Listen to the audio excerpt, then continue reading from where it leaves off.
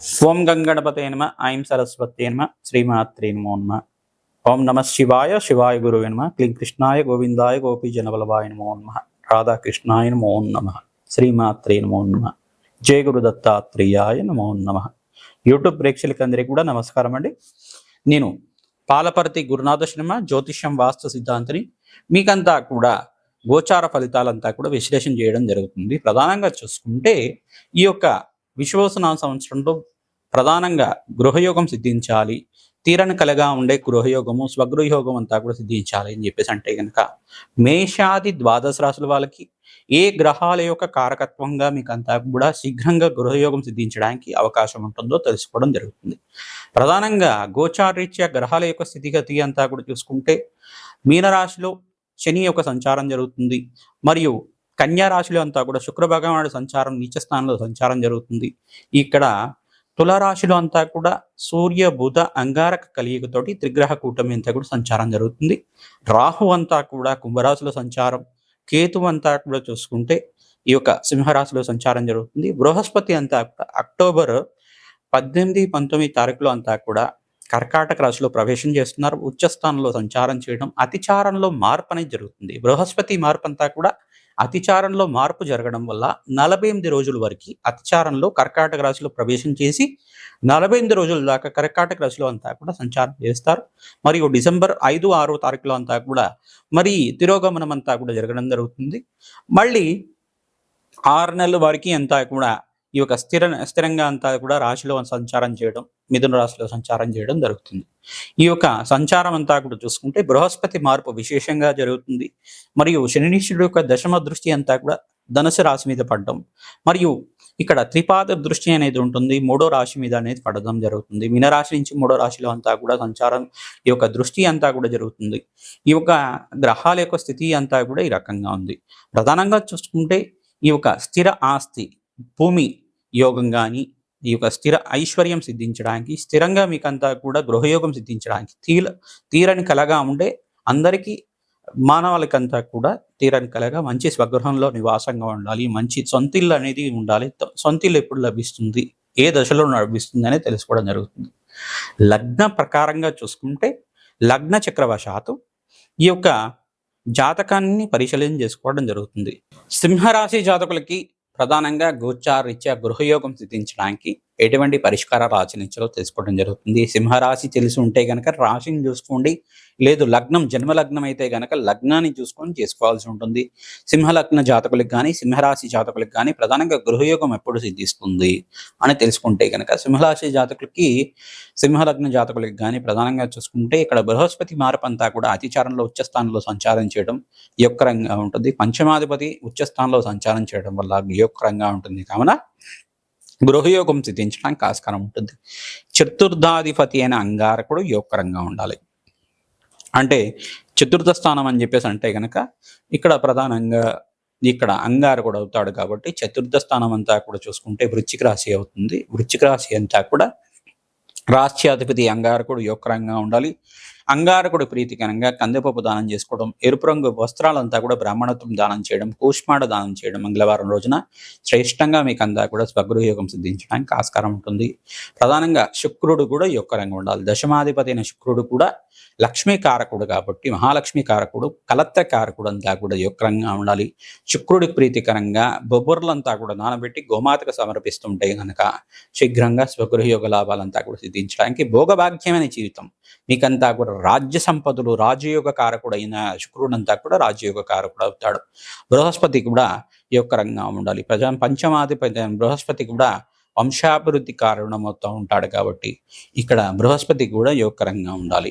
జన్మజాతకంలో శుక్రుడు, అంగారకుడు, బృహస్పతి మరియు శని భగవానుడు అంతా కూడా యోగకరంగా ఉంటే కనుక శీఘ్రంగా మీకు అంతా కూడా ఈ యొక్క స్వగృహయోగ కళ అంతా కూడా నెరవేరడానికి ఆస్కారం ఉంటుంది. జన్మజాతకంలో అంతా కూడా యోగకరంగా ఉంది. ఈ సంవత్సరంలో మీకు అంతా కూడా స్వగృహయోగం సిద్ధించడానికి ఆస్కారం ఉంటుంది. దాని వంతుగా మీరంతా కూడా జన్మజాతకాన్ని అంతా కూడా జ్యోతిష పండితులతో మీరంతా కూడా విశ్లేషణ చేసుకుని పరిష్కారం చేసుకుంటే గనక రాజశ్యామల యజ్ఞాధికర్తలు మరియు మణిదీపేశ్వరి యొక్క మూలమంత్రంతో జప హోమాది కార్యక్రమాలు, ప్రధానంగా ఈ యొక్క దేవి భాగవతం పారాయణము మరియు ఈ యొక్క విశేషమైన హోమాలంతా కూడా ఆచరించుకోవడం, లక్ష్మీ కుబేర శాంతి హోమాది కార్యక్రమాలు, మూలమంత్ర సహితంగా శ్రీ సూక్త పారాయణంతో శ్రీసూక్త హోమాల కార్యక్రమాలు చేసుకోవడం, చండీ హోమాది కార్యక్రమాలు, ప్రత్యంగరాదేవి హోమాది కార్యక్రమాలు, బగలాముఖి శాంతి హోమాది కార్యక్రమాలు ఆచరించుకోవడం వల్ల ఎటువంటి ఆర్థికమైన సమస్యలు ఉన్నా కానీ తీరి మీకు స్వగృహయోగం సిద్ధించడానికి, అధికంగా మీకు అంతా లాభాలు గణించడానికి, అష్టైశ్వర్య ప్రాప్తి కలగడానికి ఆస్కారం ఉంటుంది. ప్రతినిత్యం కూడా ఓం హ్రీం మణిదీపేశ్వరియే నమః నామాన్ని ప్రతినిత్యం కూడా జపాన్ని ఆచరించుకోవాలి. దత్తాత్రేయాయ స్మరణ మాత్రైన సంతుష్టాయ నమః నామాన్ని కూడా జపాన్ని ఆచరించుకోవడం వల్ల ప్రతినిత్యం కూడా మీకు అమ్మవారి ఆరాధన చేసుకోవడం వల్ల అష్టైశ్వర్య ప్రాప్తి కలుగుతుంది. ఆర్థిక సమస్యల నుంచి బయటపడతారు. దత్తాత్రేయ ఆరాధన చేసుకోవడం వల్ల గురు కటాక్ష, గురుకృప కలుగుతుంది, గురు దయ కలుగుతుంది మీకంతా కూడా. తద్వారా మీకంతా కూడా అదృష్టయోగం కలిసి రావడానికి ఆస్కారం ఉంటుంది. బీద వాళ్ళకి అన్నదానం చేయాలి. గోమాత సేవ విశేషంగా చేసుకుంటుంటాయి కనుక గోమాతకు ప్రీతికరంగా ఉలవలు, బొబ్బర్లు, శనగలు మరియు కందులంతా కూడా నానబెట్టి ప్రతినిత్యం కూడా గోమాతకు సమర్పిస్తూ ఉండాలి. తద్వారా మీరంతా కూడా గోమాత సేవ తరచుగా చేసుకోవడం, గోమాతకంతా కూడా పుష్టభాగం దగ్గర పసుపు, కుంకుమ, గంధంతో అలంకరణ చేసి ఆ పుష్టభాగం దగ్గర తరచుగా నమస్కారం చేసుకోవడం వల్ల జన్మ జన్మాంతరమైన మహాపాతకాలంతా కూడా తీరి అదృష్టయోగం కలిసి వస్తుంది. అనంత కోటి రెట్లు, కోటి యజ్ఞాది ఫలితం కలుగుతుంది. అదృష్టయోగం కలిసి వస్తుంది. మీరు ప్రధానంగా లక్ష్మీ కుబేర శాంతి హోమాది కార్యక్రమాలు ఆచరించాలి.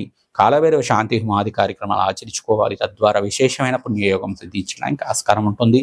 స్కందోత్పత్తి అనే చరిత్ర, సుబ్రహ్మణ్య స్వామి వారి చరిత్ర అంతా కూడా పారాయణం చేసుకోవాలి. విశేషంగా ఓం శరవణ భవాయ నమః, ఓం శరవణ భవాయ నమః, ఓం శరవణ భవాయ నమః నామాన్ని జపాన్ని ఆచరించుకోవడం వల్ల అదృష్టయోగం కలిసి వస్తుంది. అఖండమైన లాభాలు గణించడానికి ఆస్కారం ఉంటుంది. మీరంతా కూడా అమ్మవారి దయ వల్ల విశేషంగా స్వగృహయోగం లభించి ఆనందంగా జీవించాలని చెప్పి ఆశీర్వాదం చేస్తున్నాం. ప్రతినిత్యం కూడా మీ జన్మజాతకమే ప్రధానమైన జాతకంగా ఉంటుంది. జన్మజాతకాన్ని అంతా కూడా మాకు ఈ యొక్క ఫోన్ నంబర్కి వాట్సాప్ అంతా కూడా చేస్తే కనుక మీకు అపాయింట్మెంట్ ఇవ్వడం జరుగుతుంది. జన్మజాతకాన్ని అంతా కూడా విశ్లేషణ చేసి మీకు పరిష్కారం చెప్పడం జరుగుతుంది. ఆర్థిక సమస్యలు కానీ, రుణ బాధలు కానీ, భూసంబంధమైన సమస్యలు కానీ, మరియు ఎటువంటి కష్టాలు కానీ, అంటే కోర్టు కేసెస్లో ఏమైనా ఇరుక్కుపోవడం కానీ, ఎటువంటి కష్టాలు కానీ ఉంటే కనుక ఎటువంటి సమస్యలకంతా కూడా పరిష్కారం చెప్పడం జరుగుతుంది. జాతకం చేసి విశ్లేషణ చేయడం జరుగుతుంది.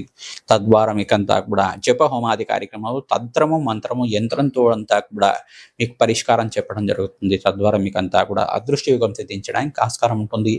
పారాహిదేవి శాంతి హోమాది కార్యక్రమాలు ఆచరించాలి. ప్రత్యంగరాదేవి, బగలాముఖి మరియు ధూమావతి శాంతి హోమాది కార్యక్రమాలు ఆచరించుకోవడం వల్ల అదృష్టయోగం కలిసి వస్తుంది. అఖండమైన లక్ష్మీ కటాక్షం లభిస్తుంది. మహాలక్ష్మీదేవి ప్రీతికరంగా విశేషంగా తామర పుర్లతోటి, తేనెతోటి యజ్ఞాది కృతులు ఆచరించుకోవాలి. ప్రధానంగా కుబేర చరిత్రనంతా కూడా పారాయణం చేసుకోవడం వల్ల అధికంగా లాభాలు గణించడానికి, స్వగృహయోగం సిద్ధించడానికి ఆస్కారం ఉంటుంది. భూవరాహస్వామి చరిత్రను కూడా పారాయణం చేసుకుంటూ ఉండాలి. ప్రతినిత్యం కూడా భూవరాహస్వామి యొక్క చరిత్ర అంతా కూడా భూమాతని రకంగా ఈ యొక్క భూమాతనంతా కూడా వరాహస్వామి ఈ రకంగా సంరక్షించారు, కాపాడారు. అటువంటి చరిత్రనంతా కూడా ప్రతినిత్యం కూడా మీరు కథలాగా చదువుకుంటూ ఉండడం, తద్వారా మీకంతా కూడా మననం చేసుకోవడం వల్ల ఆ భగవంతుడి దయ వల్ల, జగన్మాత దయ వల్ల మీకంతా కూడా స్వగృహ యోగం సిద్ధించడానికి ఆస్కారం ఉంటుంది. శనగలు దానం చేసుకోవాలి, బొబ్బర్లు దానం చేసుకోవాలి, కందిపప్పు దానం చేసుకోవాలి. తద్వారా మీకంతా కూడా స్వగృహయోగం సిద్ధించడానికి ఆస్కారం ఉంటుంది.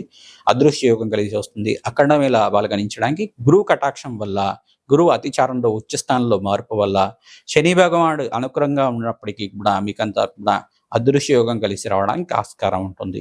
శ్రీమాత్రే నమః. గృహయోగాలు సిద్ధించాలి అని చెప్పేసి అంటే ప్రధానంగా అంగారకుడు యోగకరంగా ఉండాలి, బృహస్పతి యోగకరంగా ఉండాలి, చతుర్థ నవమాధిపతులు యోగకరంగా ఉండాలి, మరియు దశమాధిపతి యోగకరంగా ఉండాలి. లగ్న చక్రవశాత్తు ప్రధానంగా చూసుకోవాలి. లగ్నం తెలియకపోతే కనుక రాశి చూసుకొని పరిష్కారం చేసుకోవాల్సి ఉంటుంది అన్నమాట. మేషాది ద్వాదశ రాశుల వాళ్ళు ప్రతినిత్యం కూడా అమ్మవారి ఆరాధన చేసుకోవడం, ప్రధానంగా మణిదీపేశ్వరి వర్ణన అంతా కూడా చదువుకోవడం, ఓం హ్రీం మణిదీపేశ్వరియే నమః నామాన్ని జపాన్ని ఆచరించుకోవడం వల్ల అదృష్టయోగం కలిగి వస్తుంది. శీఘ్రంగా అమ్మవారి దయ వల్ల మీకంతా కూడా స్వగృహయోగం సిద్ధించడానికి ఆస్కారం ఉంటుంది. ప్రధానంగా చూసుకుంటే అంగారకుడి చరిత్రనంతా కూడా పారాయణం చేసుకోవడం కూడా అదృష్టయోగం కలిసి వస్తుంది. ప్రధానంగా దత్తాత్రేయ చరిత్రనంతా కూడా పారాయణం చేసుకోవడం వల్ల, గురు కటాక్షం వల్ల మీకంతా కూడా యోగకరంగా ఉంటుంది. అంగారకుడు బృహస్పతి శుక్రుడంతా కూడా యుక్రంగా ఉండాలి. శుక్రుడంతా కూడా చూసుకుంటే భోగభాగ్యానికి కారణమవుతాడు, రాజ్యయోగానికి కారణమవుతాడు, విలాసవంతమైన జీవితానికి కారణమవుతాడు. ప్రధానంగా ఈ స్థానాలంతా కూడా మంచిగా ఉండాలి. ప్రధానంగా ధనకారకుడైన యుక్రంగా ఉండాలి. ప్రధానంగా ద్వాదశ స్థానం కూడా కొంతమంది చూస్తూ ఉంటారు. జాతకరీత్యా ద్వాదశ స్థానం ఏమేం చెప్తుంది? భోగభాగ్యమైన సుఖవంతమైన జీవితం గురించి, ఈ యొక్క రాజ్య సంపదల గురించి, విలాసవంతమైన జీవితం గురించి, రిచ్ లైఫ్ గురించి చెప్తూ ఉంటుంది అన్నమాట. ద్వాదశ స్థానాల్లో కూడా మీకు ఖర్చుల గురించి చెప్తూనే విపరీత రాజయోగానికి గురించి కూడా చెప్తూ ఉంటుంది. ఈ స్థానాల్లో గనక మంచి గ్రహాలు ఉంటే జన్మజాతకంలో కనుక గోచారీత్యా కూడా ఆ గ్రహాలు కూడా అనుకూలత ఉండాలి. దశానాథుడు అనుకూలత ఉండాలి. ఏ మహర్దశ నడుస్తుంది, ఆ దశలో అంతర్దశ ఏం నడుస్తుంది, విదశలో ఏం నడుస్తుంది, ఆ దశనాథుడు అంతా కూడా ఈ స్థానాలకి సంబంధించే ఉండాలన్నమాట. ఇదొకటే కాకుండా జన్మజాతకంలోనే కాకుండా హస్త సాముద్రికంలో కూడా చూసుకోవాల్సి ఉంటుంది.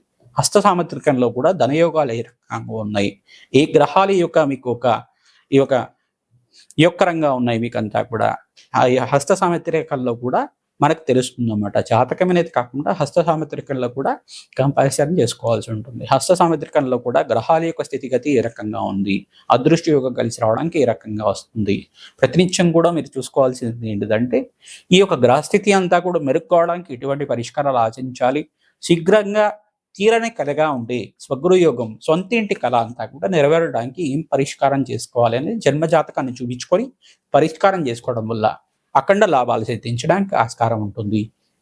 మీ దేవాలయ ప్రాంగణంలో ప్రతినిత్యం కూడా రావి చెట్టునంతా కూడా నాటడం, ఆ దేవాలయ ప్రాంగణంలో ప్రతినిత్యం కూడా ఆ చెట్టు అంతా కూడా పెంచి పోషించడం వల్ల అదృష్టయోగం కలిసి వస్తుంది. దేవాలయంలో ఉండే పూజారి గారి అనుమతి తీసుకోవాలి, కమిటీ వాళ్ళ అనుమతి తీసుకోవాలి. అక్కడ దేవాలయంలో ఈ యొక్క వృక్షాన్ని నాటవచ్చా అని చెప్పేసి అడిగి దాన్ని మీ దగ్గరలో ఉండే దేవాలయంలో, ఏ దేవాలయమైనా పర్లేదు, రావి చెట్టును అంతా కూడా నాటడానికి, వేప చెట్టును నాటడానికి, మరియు ఇక్కడ శమీ వృక్షాన్ని నాటడానికి ప్రయత్నం చేస్తూ ఉండాలి. ఈ వృక్షాలంతా కూడా దేవతా వృక్షాలు. దేవతా వృక్షాలను నాటడం వల్ల అదృష్టయోగం కలిసి వస్తుంది, అఖండ లాభాలు సిద్ధించడానికి ఆస్కారం ఉంటుంది. ఎవరైతే కనుక ఈ దేవతా వృక్షాలకి ప్రతినిత్యం కూడా పూజ చేస్తూ ఉంటారో మీకంతా కూడా అఖండ లాభాలు సిద్ధించడానికి, ఆకస్మిక ధన లాభం కలగడానికి, అదృష్టయోగం కలగడానికి, ప్రధానంగా వంశాభివృద్ధి శీఘ్రంగా కలగడానికి, సంతాన యోగం సిద్ధించడానికి, గృహయోగం సిద్ధించడానికి ఆస్కారం ఉంటుంది. ప్రతినిత్యం కూడా భూవరాహ స్వామి చరిత్రని పారాయణం చేసుకోవాలి.